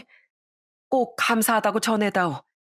아니다, 내가 직접 전화드려야겠다. 저희 부모님은 힘들게 시댁 식구들을 건사한 시아버지도 불편한 눈으로 자식 셋을 번듯하게 키워낸 시어머니도 모두 훌륭한 분들이라며 시댁에 잘해야 한다는 말을 늘 제게 해주셨어요. 그리고 저희를 통해 두 분께 자주 선물을 보내기도 하고 한 번씩 안부 전화도 나누셨죠. 아빤 아무래도 사업을 하시다 보니 좋은 선물도 많이 받아오셨는데요. 좀 괜찮은 선물이다 싶으면 그 선물을 그대로 전하는 게 아닌 똑같은 새 상품을 사서 꼭 시부모님께 보내주셨어요. 좋은 건 좋은 사람들과 나눠야 하는 법이라면서요. 애미야, 이따 갈 때 내가 사다 놓은 전통주가 하나 있거든. 그거 좀 사돈 어른들께 가져다 드리거라. 저번에 좋은 술이라고 들어서 두 분 드리려고 사다 놓은 건데 마침 이렇게 선물을 보내주셨으니 답내로 드리면 되겠구나. 좋은 술은 보약이니까 안사돈께서도 꼭 한 잔이라도 드셔보시라고 전해드리려무나. 시아버진 그리 넉넉지 않은 형편에도 늘 저희 부모님께 받은 마음을 돌려주고 싶어 하셨어요. 내가 주머니가 좀 가벼운 거지 마음이 가난한 사람은 아니라면서요. 그리고 저와 저희 애들을 볼 때마다 꼭 조금이라도 용돈을 주곤 하셨죠. 아니에요, 아버님. 정 그러시면 저희 애들만 주시고 전 주지 마세요. 제가 오히려 드려야죠. 너희도 무슨 날이면 날이라고 선물도 주고 용돈도 주고 하잖니. 내가 사는 게 힘들어 보여도 이 정도는 충분히 며느리한테 해줄 수 있다. 늘 우리한테 잘해줘서 우리 며느리가 돼줘서 정말 고맙다 이미야. 저는 사람 좋은 시댁 식구들 모두를 정말 좋아했습니다. 진심으로 시댁 식구들을 위하는 마음에 시부모님께도 시동생과 시누이에게도 정말 잘했는데요. 날이 갈수록 시댁에 더 잘하고 싶었던 건 바로 늘 고맙다, 미안하다고 말해주던 시댁 식구들의 말 때문이었어요. 말 한마디로 천냥빚을 지기도 하고 벌기도 한다는데 시댁 식구들은 모두 말을 정말 예쁘고 선량하게 했었거든요. 애미야, 혹시 불쾌하지 않다면 내가 네 얼굴 한번 만져봐도 되겠니? 내가 우리 며느리 얼굴 한번 보는 게 소원인데 그러지 못하니 만져라도 보고 싶구나. 몸 불편한 시애미, 시동생 다 살들이 챙겨주는 천사 같은 우리 며느리 어떻게 생겼는지 궁금해서 그런다. 남편이 친정에 잘하던 만큼 저도 그저 시댁에 잘했을 뿐인데 시어머니는 늘 절 굉장히 대단한 사람처럼 말씀해 주셨어요. 그런 시어머니의 제 얼굴을 더듬던 손에선 세월의 고단함을 느끼게 해주는 푸석함이 느껴지곤 했죠. 그럴 때마다 전 시어머니의 손에 가만히 핸드크림을 발라드렸는데요. 그런 제 모습을 보면 마치 올케 언니가 아닌 든든한 맏언니처럼 느껴진다며 시누인 따뜻하게 웃곤 했습니다. 그렇게 제 결혼 생활은 따뜻하고 행복하게 흘러갔어요. 그런데 결혼한 지 한 13년쯤 됐을 때부터 남편이 좀 이상해지더라고요. 당신 다림질 좀 제대로 못해? 정장 이거 다 구겨진 것 좀 봐. 이딴 걸 내가 입고 나가니까 사람들이 흉을 보지. 뭐? 분명 제대로 다렸는데 어디가 어떻게 구겨졌다는 거야? 당신이 오늘 하루 종일 입고 다녔으니까 구겨진 거겠지. 그리고 나도 맞벌이 하는데 당신 옷까지 다 다려주고 집안일도 더 많이 하는 나한테 고맙다고 해야 하는 거 아니야? 왜? 누가 뭐라고 했어? 아니, 꼭 그렇다기보단 말이 그렇다는 거지, 말이. 에이, 짜증나. 앞으로 이렇게 엉망으로 다려놓고 생색낼 거면 다려주지도 마. 그래. 안 할게, 앞으론. 당신 요즘 진짜 이상해. 전에 맨날 고맙다, 미안하다 달고 살던 사람이 요즘 따라 왜 그래? 왜 별것도 아닌 걸로 나한테 짜증내고 신경질 부리냐고. 이제 내가 지겹다, 이거야? 남편은 제게 늘 한없이 다정한 사람이었는데요. 언젠가부터 제게 괜한 짜증을 한 번씩 내더라고요. 또 어느 날엔 어깨가 거의 땅끝까지 쳐져선 잘 하지도 않던 혼술을 하고 들어오는 날도 잦아졌죠. 휴, 나왔어. 아유, 술 냄새. 당신 술을 그렇게 자주 마시지도 않잖아. 근데 요즘엔 왜 이렇게 술을 마시고 다녀? 또 혼자 마신 거야? 그럼 누구랑 마시겠어? 난 친구도 별로 없고, 그나마 있던 녀석들도 먹고 사느라 바쁜데, 난 못난 놈이야. 그러니까 이렇게 친구도 없지. 뭐? 당신이 바쁘게 사느라 친구가 없었던 거지. 왜 못난 사람이야? 당신이 얼마나 좋은 사람인데, 요즘 나한테 괜히 히스테리 부리는 것만 빼면, 이리 와, 꿀물 타줄게. 그러더니 언젠가부턴 남편은 아예 밖에서도 아닌 집에서 술을 자꾸 찾더라고요. 그것도 몸에 안 좋게 깡소주로 말이죠. 여보, 안주하라고 옆에 만들어다 뒀는데 왜 손도 안 댔어? 당신 그러다 몸 상해. 그냥 입맛이 없어서 딱 이 병만 비우고 잘 거니까 걱정하지 마. 근데 여보, 만약에 말이야, 내가 회사를 그만두면 당신은 어떨 것 같아? 이 사람이 자꾸 왜 이러나 싶어 걱정이 되더라고요. 그러던 어느 날 남편은 거실에서 혼자 술을 마시다 문득 저런 말을 하더라고요. 저는 잠시 생각한 뒤 대답했죠. 왜 회사를 그만둬? 당신 진짜 회사에 무슨 일 있는 거 아니야? 일은 무슨 12년 넘게 잘만 다닌 회사인데 그냥 요즘 따라 일이 너무 지겹고 버겁고 그러네. 그냥 좀 쉬고 싶어서. 정말 무슨 일 있는 거 아니지? 당신 요즘 자꾸 예민해지고 술도 늘어서 나 진짜 걱정된단 말이야. 정말 아니라니까. 나이가 부록이 훌쩍 넘어가니까 그냥 인생이 다 힘들고 지루해져서 그래. 술 마시는 게 제일 덜 지루하다는 옛날 어른들 말이 무슨 말인지 알겠더라고. 정말 무슨 일 없으면 됐어. 그리고 당신 회사 다니라 많이 힘든 건 아는데 내 월급도 그렇게 많지 않기도 하고 애들도 다 크려면 한참 남아서 나 혼자 외벌이론 힘들지 않을까? 그래도 정 당신이 쉬고 싶으면 몇 달 정도 내가 이해해 줄게. 당신 그동안 정말 열심히 살아온 거 아니까. 그럴 때 의지하라고 아내인 내가 있는 거 아니겠어? 웬만해선 약한 소리를 하는 사람이 아닌데 저런 말을 하니 걱정이 되더라고요.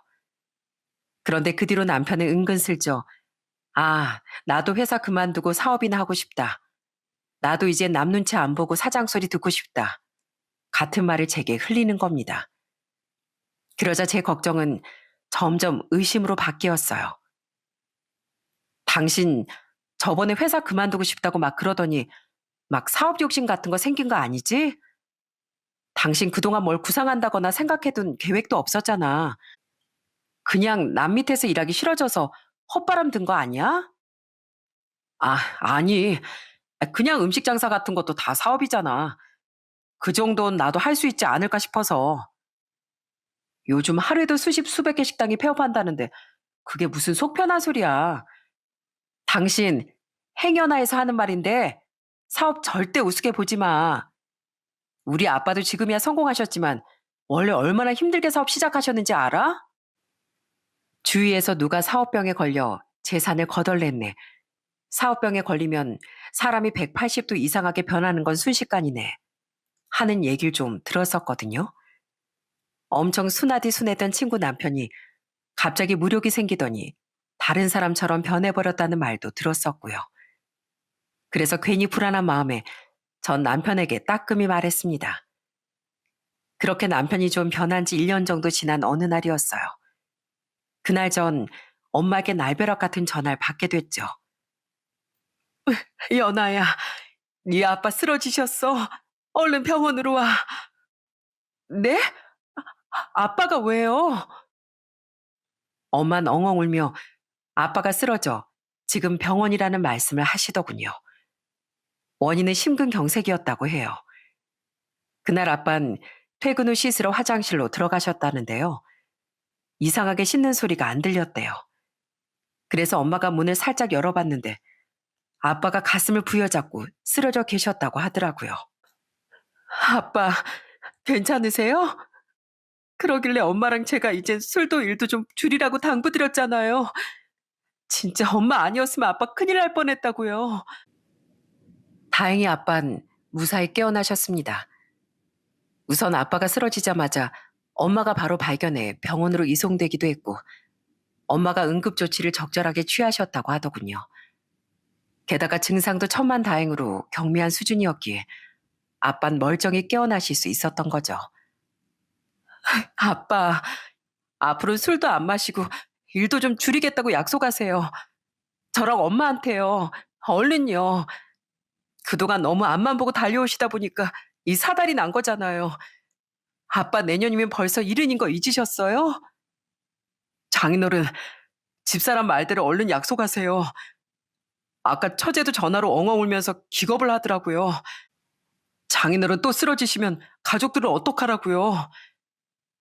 남편까지 합심해 우린 무사히 깨어나신 아빠를 퇴근했습니다. 놀란 제 동생도 바쁜 일정을 빼고 바로 귀국해 이틀 정도를 한국에 머물다 다시 살던 나라로 돌아갔죠. 그런데 아빠가 쓰러지신 지 나흘 뒤 저녁 남편이 정말 기가 찬 말을 하더라고요. 여보, 나 오늘 사표 냈어. 뭐? 아니, 왜 잘 다니던 회사를 그만둬? 장인어른 몸도 안 좋으신데 내가 그래도 이 집안 유일한 사위잖아. 아직 처제 남자친구도 없다고 하니까. 그러니까 앞으론 내가 장인어른 옆에서 좀 도와드리려고. 그리고 나중에 장인어른 혹시라도 잘못되시면 장인어른이 힘들게 일궈놓으신 회사는 내가 지켜야 되지 않겠어? 뭐? 당신 여태 우리 아빠 회사를 탐내고 있었던 거야? 아니, 말이 그게 아니잖아. 탐내는 게 아니라 장인어른께 내가 꼭 필요할 것 같아서 사표 낸 거라니까. 아빠가 뭐 부탁한 것도 아닌데 어떻게 나한테 한마디 상의도 없이 회사를 그만둘 수가 있어? 당신 그동안 계속 남 밑에서 일하기 싫다. 회사 그만두고 싶다 노래 부르더니 기어코 헛발 바람이라도 들어간 거야? 우리 아빠 회사에서 편하게 일하다 아빠 회사 물려받고 싶다 이거냐고. 아이 그런 거 아니라니까. 당신은 사람을 뭘로 보고 그래. 괜히 사람 이상하게 만들지 마. 아이 몰라. 이미 사표 수리됐고 나 인수인계 끝나면 그만두기로 다 얘기됐어. 너무 황당하고 괘씸했습니다. 떳떳한 사람인 줄 알았더니 이 사람이 여태 아빠 회사를 넘봤나 싶기도 하고 책임감이 강한 사람인 줄 알았더니 이런 무책임한 모습을 가지고 있었을 줄은 상상도 못했거든요. 그동안 커졌던 불안감이 더해져 정말 남편에게 실망스럽더라고요. 그런데 이미 사표가 수리됐다는 걸 어쩌겠습니까? 저는 답답해서 우선 입원해 계시던 아빠에게 전화를 걸었어요. 제 이야기를 듣고 아빠도 기가 차 하시더군요. 이서방이 정말 그랬다고? 이서방 그렇게 안 봤는데 사람은 어쩔 수 없이 욕심에 쉽게 눈이 머는 법인 것 같구나. 아빠가 보시기에도 그런 것 같죠? 저 진짜 너무 화나고 답답해요. 우선 알았다. 이서방, 우리 회사에 출근하라고 해라. 그 대신 난 사위라고 해서 임원을 시켜준다거나 특별 대우 해주는 건 절대 없다고 꼭 전해라. 내 성격은 너도 이서방도 아주 잘 알 거야. 아니지. 그냥 내가 직접 전화해서 당부하마. 아빤 전화를 끊은 뒤 남편에게도 직접 전화를 걸어 저에게와 똑같은 말씀을 하시더군요. 제가 보기엔 아빤 괘씸한 남편의 행동을 좀 벼르고 계신 것 같았는데요. 남편은 눈치채지 못하고 입이 찢어지게 웃으며 우렁찬 대답을 하더라고요. 당연하죠, 장인어른. 감사합니다. 앞으로 제가 열심히 장인어른 옆에서 보좌하겠습니다. 아빤 열흘간 입원한 뒤 무사히 퇴원하셨습니다. 그리곤 또 2주 동안 집에서 휴식을 취한 뒤 회사에 복귀하셨죠. 그것도 엄마 제가 말리고 말려서 며칠을 늦춘 거였어요. 남편은 그래도 사표 낸 회사에 인수인계는 전부 해준 뒤 집에서 잠시 휴식기를 갖다 아빠의 복귀와 동시에 아빠의 회사에 출근했습니다. 양복을 다려입고 첫 출근을 하던 남편의 표정은 세상을 다 가진 듯 행복해 보이더라고요. 여보, 나 갔다 올게. 나 반드시 장인어른께 보탬이 되는 인재가 될 거야. 하지만 그런 남편은 고작 몇 시간도 못 돼요. 울면서 제게 전화를 걸더군요. 벌써 집으로 돌아왔다면서요. 장인어른 진짜 너무하신 거 아니야? 정말 너무 서운해. 아니, 어떻게 나한테 이러실 수가 있어? 나 지금 병원 갔다 집으로 돌아왔어. 병원? 왜? 무슨 일이 있었는데? 사정은 이러하더군요. 남편은 평생 책상 앞에 앉아 사무직으로 근무했었는데요. 그날 출근해 보니 아빤 남편의 책상도 준비해주지 않고 바로 공장으로 보내버리셨다더군요. 그래서 난 기본부터 차근히 알려주시려는 건가 보다 했거든? 기계 돌리고 만지는 법부터 알려주시려나 보다 했는데 장인어른이 나한테 뭘 시키셨는지 알아? 요즘 공장 위안 인력이 부족해서 청소 상태가 엉망이라고 나한테 글쎄 공장 청소를 다 시켰어. 나 누가 큰일 보고 막아놓은 변기까지 뚫어야 했다고. 어떤 개념 없는 인간이 변기를 막아놓고 그냥 퇴근했단 말이야. 나 가자마자 그렇게 청소하고 쓰레기 비우고 다 했어. 근데 병원은 대체 왜 갔대? 그렇게 겨우 다 한 줄 알았는데 장인어른이 계단은 건물도 아니냐고 버럭 호통을 치시는 거야. 내가 뭐 청소일을 언제 해봤나? 그래서 계단은 생각도 못했는데 당장 가서 계단을 아주 번쩍번쩍 광나게 닦아놓으라고 하시더라고.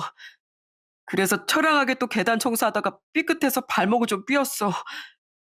장인어른이 그 몸으로 무슨 청소를 더 하겠냐고 그냥 병원이나 가라고 하셔서 병원 갔다 집으로 온 거야. 남편은 오래전 저희 아빠 앞에서 술주정을 부렸을 때처럼 정말 서럽게 엉엉 울더군요. 들어보니 아빤 남편이 괘씸해서 일부러 그러신 것 같았는데 솔직히 남편이 참교육 한번 잘 당했다 싶더라고요. 그 일로 남편이 정신을 좀 차렸길 바라며 전 이렇게 말했어요. 며칠 고생한 것도 아니고 고작 그렇게 몇 시간 고생했다고 그렇게 서럽게 우는 거야? 그럼 뭐 가자마자 당신 뜻대로 편하게 일할 수 있을 줄 알았어? 인생에 뭐든 쉬운 지름길은 없는 법이야. 그걸 잊고 당신이 아빠 등에 업혀서 편하게 살려고 하는 것 같으니까 아빠가 일부러 그러신 거 아니겠어. 이미 이전 회사 그만뒀으니까 기왕 아빠 회사 다니기로 한 거 청소라도 좀 열심히 해봐. 그게 다 나한테 말도 없이 무책임하게 행동한 대가야. 당신까지 진짜 이럴 거야? 정말 너무해. 내 마음도 모르고. 남편은 따끔한 제 말에 제게도 아빠에게도 서운하다며 전화를 끊더라고요. 그날 전 원래 예정됐던 볼 일이 있어 회사에 양해를 구한 뒤 조금 일찍 퇴근했는데요. 집에 와보니 남편은 술에 좀 취해 있더라고요. 당신 발목이 그 지경인데 술 먹어도 돼? 몰라. 내 마음 알아준 건 이 술밖에 없어. 당신은 진짜 내 마음 하나도 몰라. 내가 전 회사를 왜 그만뒀는지도 당신은 모르잖아. 뭐? 아니, 아빠 회사 들어가고 싶어서 그만뒀다며. 아니야. 아니란 말이야. 내가 진짜 혼자만 담아두려고 했는데 내가 그동안 얼마나 힘들었는지 알아? 당신하고 장인어른이 나에 대해 뭔가 단단히 오해하고 있는 것 같은데 내가 왜 진짜로 그만뒀는지 아냐고. 그러니까 대체 그 이유가 뭔데? 말을 해야 알지. 남편은 눈물을 뚝뚝 흘리며 그동안 제가 몰랐던 진짜 이유에 대해 말하기 시작했습니다. 그제야 전 남편이 아까 통화할 때 왜 그렇게 서러워했는지, 왜 그날 아침 출근할 때 그토록 행복한 표정을 지었는지 이해하게 됐어요. 나 회사에서 계속 회사 압박 당하고 있었어. 나 장인어른이 알아봐 주신 회사니까 정말 내 회사다 생각하고 그동안 열심히 다녔었거든. 회사 생각해서 아닌 건 아닌 거라고 바른 말도 아끼지 않으면서 말이야. 그건 뭐 원래 내 성격이 그렇기도 했고, 그렇게 하니까 이전 회사에선 날 더 신뢰했었거든. 근데 대표님은 괜찮았는데 임원들이나 상사들 중엔 날 못마땅하게 보는 사람들이 덜어 있더라고. 남편은 회사를 다니면 다닐수록 윗선에 곱게 보이지 못했다더군요. 대표님이야 남편을 좋아하지도 싫어하지도 않았다지만 다른 임원들과 상사들이 남편을 찍었으니 남편 회사 생활이 편했겠습니까? 남편은 점점 승진에서도 멀어졌고 업무 강도 높아져만 갔다고 해요. 실적엔 도움도 안 되는 업무만 잔뜩 주면서 왜 난 업무 성과가 꽝이냐고 직원들 다 보는 데서 창피해 주는 건 일상 다반사였어. 회식 때도 부하 직원들도 있는데 내가 굽는 고기가 제일 맛있다면서 나만 고기 굽게 하고 이런 말도 했었어. 이 과장이 제일 잘하는 건 고기 굽기인가 봐. 만년 과장 탈출하고 싶으면 고기 굽기 말고 일을 잘해야 할 텐데. 이렇게 말이야. 그런 교묘한 괴롭힘은 날이 갈수록 잦아지고 심해져 다른 직원들도 남편을 기피하기 시작했다더군요. 자신들에게 불똥이 튈까 두려웠던 거죠. 그리고 회사 사정이 조금 어려워지자 회사 임원들은 눈에 가시 같다던 남편을 자기 발로 나가게 하려고 더욱 업무를 과중시키고 못살게 굴었다고 하더라고요. 난 가장이니까 어떻게든 그래도 버텨보려고 했어. 근데 출근길이 매일매일 너무 지옥 같더라고. 나 그동안 정말 너무 힘들었어. 그걸 왜 여태 말을 안 했어? 그럼 나한테 말이라도 했어야지. 난 그것도 모르고. 당신이 알면 뭐 걱정밖에 더 하겠어? 가장이 돼서 가족들 걱정시키기 싫었어. 난 그래서 혼자 버티고 버텼는데 정말 너무 힘들더라. 근데 장인어른이 쓰러지시니까 나도 모르게 장인어른을 탈주고 삼고 싶었던 것 같아. 돈은 벌어야겠고 가족들 걱정은 또 못 시키겠어서 그렇게 장인어른을 돕고 싶다는 핑계로 바로 일을 그만뒀던 거야. 정말 하루라도 더 빨리 거기서 탈출하고 싶었거든. 그래서 그렇게 말도 없이 그만둔 거야? 어, 나도 알아. 내가 무책임하게 느껴졌을 거라는 거. 그리고 장인어른 회사 욕심내는 사람으로도 보였을 것 같다는 생각도 나중에 들더라. 그래도 사표 낼 땐 그런 생각도 안 들 정도로 난 정말이지 너무 절박했어. 그래서 그냥 앞으로 장인어른 회사에서 더 열심히 일하면 되겠지 하고 생각했는데 가서 그럼 푸대접 받고 다치기까지 하니까 너무 서럽더라고. 난, 난 그냥 어떻게든 가장으로서 발버둥 친 것밖에 없는데 정말 너무 서러웠어. 아무리 가족들 걱정시키기 싫었더라도 나한테 말은 했어야지, 말을. 내가 미안해. 난 그런 줄도 모르고 당신이 어떤 사람인지 내가 더 믿어줬어야 하는 건데 정말 미안해. 모든 전말을 알게 되자 남편에 대한 미안함이 파도처럼 밀려오더군요. 남편이 그럴 사람이 아니라는 걸 제가 더 확실하게 믿어줬어야 했는데 그러지 못한 것 같아 죄책감이 들더라고요. 저는 서럽게 울던 남편을 안고 함께 훌쩍거리며 계속 사과했습니다. 그런데 그때 아빠에게서 전화가 걸려오더군요. 아빠 내심 다친 남편이 신경 쓰이셨나 보더라고요. 이서방 발목은 괜찮니? 아, 내가 오늘 이서방 좀 골탕 먹여줬는데 하필 또 다쳐가지고 마음이 영 안 좋구나. 난 그냥 세상이 그렇게 호락호락하지 않다는 걸 알려주려고 한 건데 말이다. 이서방한테 실망이 컸거든. 발목은 크게 다치진 않았는데요. 제가 이서방한테 좀 실수한 것 같아요. 저는 아빠에게 남편의 속사정을 전부 말씀드렸습니다. 아빠 또한 오해를 푸셔야 했으니까요. 그러자 아빠 또한 저처럼 크게 당황하며 남편에게 미안해 하시더라고요. 사람 참, 아유, 사람이 우직한 건지 미련한 건지, 아이, 그걸 나한테라도 털어놓지 왜 가만히 있었대? 안 되겠다. 아빠 지금 퇴근했으니까 너희 집으로 좀 가마. 아빤 정말 저희 집으로 바로 달려오셨어요. 소고기까지 사들고서요. 우와, 할아버지다. 할아버지, 뭐 사오셨어요? 소고기 사왔다. 아, 우리 강아지들 잘 있었어? 장인어른, 그래, 있어봐.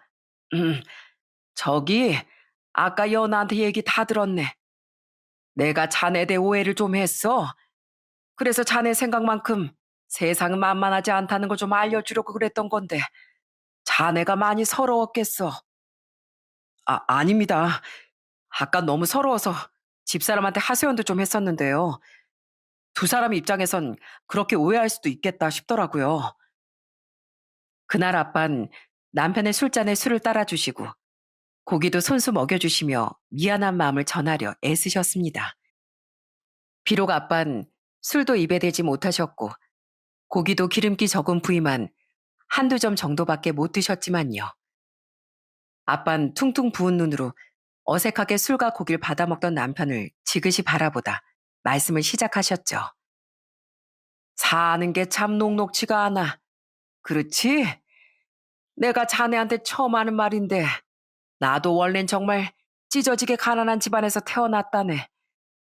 그래서 돈 벌고 싶어서 군인이란 직업도 선택했었던 거야. 장인어른이요? 그래. 연아도 내가 얼마나 가난했었는지 잘 몰랐겠지만 나 어렸을 때 며칠을 굶는 날도 허다했어. 그런 나랑 형제들을 내 부모님은 우리보다도 드시지 못하면서 눈물로 키워주셨지. 난 그런 부모님께 어떻게든 보답하고 싶어서 일을 악물고 성공했는데 우리 부모님은 제대로 된 효도도 많이 못 받아보고 허무하게 세상을 떠나셨네. 그런 장인어른이 저보다 힘들게 사셨을 거라고는 생각 못 해봤었어요. 이 인생이 다 그런 거네. 겉으로 볼 땐 무탈해 보여도 속은 곰고 해져 있는 경우가 많지. 생각해보게. 자네도 지금은 가족 두 명이 장애가 있긴 할지언정 다들 행복하게 살고 있고 장인은 사업가에 처자식 건강하니 남들 눈엔 자네 인생이 제법 부러울 수도 있지 않겠나. 그런 자네에게 그런 고충이 있을 거라고 누가 생각했겠어. 자네가 말하지도 않았는데 말이야. 그것도 그러네요. 그래. 그러니까 인생은 어떤 시련이 놓여 있느냐가 중요한 게 아니라 그 시련을 어떻게 이겨내고 견디느냐인 거야. 자네도 살아보니 분명 힘든 시련이 있었을지언정 그만한 행복도 반드시 찾아온다는 걸 깨닫지 않았나. 그러니 분명 자네가 지금껏 힘들어한 만큼 앞으로는 더 좋은 날이 올 거네. 그 자네가 못돼만 먹은 줄 알고 했던 내 이번 행동 사과하겠네. 아닙니다. 괜찮습니다. 어른이라도 미안한 건 미안하다고 할 줄 알아야지. 그리고 비록 자네가 내 사위지만 난 정말 자네가 존경스럽네. 가장으로서 끝까지 가족을 위해 인내하려고 했던 자네의 그 마음을 말일세. 앞으로 회사의 자네 자리 정식으로 제대로 마련해 줄 테니까 오늘 일은 잊고 앞으로 열심히 한번 일해보게. 대신 알지? 난 정말 내 사위라고 봐주고 하는 건 없네. 자, 한 잔 더 봐도. 네, 장인어른. 저요, 열심히 하는 건 정말 어디에서도 안 집니다. 정말 실망시켜드리지 않겠습니다. 그리고 오늘 이렇게 오셔서 좋은 말씀 해주신 거 정말 감사드려요. 저도 장인어른 정말 존경하는 거 아시죠? 그렇게 그 잊지 못할 에피소드는 훈훈하게 마무리되었습니다. 이후 남편은 아빠의 회사에서 제대로 일을 시작했어요. 그리고 남편은 저와 아빠의 도움으로 남편을 괴롭혔던 상사들 중 일부는 모욕죄로 고소하고 그들 모두에게 정신적 피해 보상 소송을 걸었죠. 그전에야 가족들에게 직장 내 괴롭힘을 당하던 사실을 숨기느라 법적 대응을 하지 못했다지만 더는 그럴 필요가 없었으니까요. 그 결과 모욕죄로 고소당한 사람은 약식이나마 벌금형을 받았고 우린 작게나마 피해 보상 금액도 받아낼 수 있었어요. 제일 나한테 심하게 했던 사람은 회사에서 강등 조치까지 내려졌다더라. 일이 커지니까 대표님도 그냥 좌시만 할 수만은 없었던 거지. 그렇게 지금은 시간이 1년 정도 지났는데요. 남편은 지금 누구보다 든든한 직원이 되어 아빠의 어깨를 잔뜩 올라가게 해주고 있습니다. 아빠의 회사 직원들은 남들보다 가장 먼저 출근하고 늦게 퇴근하며 일에 열심히 남편 칭찬을 그렇게 한다고 하더라고요. 성실할 뿐 아니라 이서방 일을 굉장히 강단있게 잘하더구나. 전 회사에선 바른말하던 이서방을 그렇게 못마땅해 했다지? 그런데 나랑 우리 회사 임원들은 오히려 그런 걸 좋아해. 게다가 우리 회사 임원들은 빈말도 잘 안 하는데 이서방 칭찬을 얼마나 하는지 내 어깨가 내려올 줄 모른다. 정말요? 여보, 당신 대단하네. 당신 이렇게나 멋진 사람이었어? 그럼, 나 이런 사람이야. 전 회사랑은 내가 안 맞아서 그렇지. 장인어른, 언제까지고 이 사이만 믿으십시오. 아시겠죠? 다시 밝아진 남편의 모습에 저희 집에도 다시 평화가 되찾아왔답니다. 아빠 회사를 다니며 남편은 한결 아빠에 대한 어려움도 사라졌어요. 그래서 요즘엔 가끔은 저 없이도 친정에 가서 아빠와 장기를 두고 오기도 하죠. 아들내미 없는 집안에 아주 듬직한 아들 같은 사이가 들어왔다며 아빠뿐만 아니라 엄마도 정말 좋아하십니다. 잠시 우여곡절이 있긴 했지만 이 정도면 해피엔딩이죠. 아빠는 지금 술을 완전히 끊고 건강관리를 하고 계신데요. 그 덕분인지 다행히 아직 다른 건강에 이상은 없으시답니다. 그래도 혹시 모르는 일이니 저와 남편은 친정 부모님의 건강뿐 아니라 시부모님의 건강에도 요즘 많은 관심을 기울이고 있어요. 평생 고생하며 절 키워주신 분들이니 이젠 저희가 네 분을 보살피고 효도하며 사는 게 당연한 일이니까요. 형수님, 이번에 새로 사주신 전동 휠체어요. 너무 감사해요. 형수님 덕분에 이번 막내 결혼식 때 깔끔한 휠체어 타고 참석할 수 있게 됐어요. 저는 얼마 전 시동생에게 회사에서 받은 보너스로 새 전동 휠체어를 사줬습니다. 시동생은 지금도 시부모님과 함께 열심히 자신의 삶을 살아가고 있는데 그런 시동생에게 뭔가 좋은 걸 선물해주고 싶었거든요. 그리고 막내인 신우인 몇 달 뒤 드디어 결혼을 앞두고 있답니다. 워낙 밝고 상냥한 사람이니 분명 신우인 결혼 생활도 잘 해낼 거라고 생각해요. 반면 여전히 해외에 있는 제 동생은 아직도 결혼 생각이 없는 모양인데 그래도 자기 꿈을 펼치며 잘 살고 있으니 그것만으로도 다행인 일이라고 생각합니다. 이렇게 모두 좋은 나날을 살아가고 있는 가족들, 그리고 저희 아이들을 잘 보살피며 전 앞으로도 행복한 나날을 잘 살아가려고 해요. 물론 살다 보면 힘든 날도 분명히 있겠지만 걱정하지 않습니다. 제 곁엔 항상 세상에서 제일 든든하고 자랑스러운 저희 집 가장, 제 남편이 함께일 테니까요. 이 사연을 들으시는 분들 중에서도 가장으로서 살아오고 또 살아가고 계신 분이 많으시겠죠? 저는 이 사연을 빌어 가정을 지키기 위해 외롭게 인내하고 숱한 눈물을 삼켜온 세상 모든 가장분들께 존경의 마음을 보내고 싶어요. 아무리 힘들어도 자신보다 가족을 더 먼저 생각하는 가장의 희생은 세상에서 가장 고귀하고 숭고한 일이라고 생각하니까요. 그리고 그와 더불어 그런 가장을 보듬어주고 안아주며 힘이 되어주는 모든 가족분들에게도 힘찬 응원의 박수를 보내고 싶습니다. 제 사연을 듣는 시간이 가족과 가장이란 존재에 대한 소중함을 다시금 되새겨보는 시간이 되셨길 바라며 전 이만 사연을 마쳐볼게요. 감사합니다.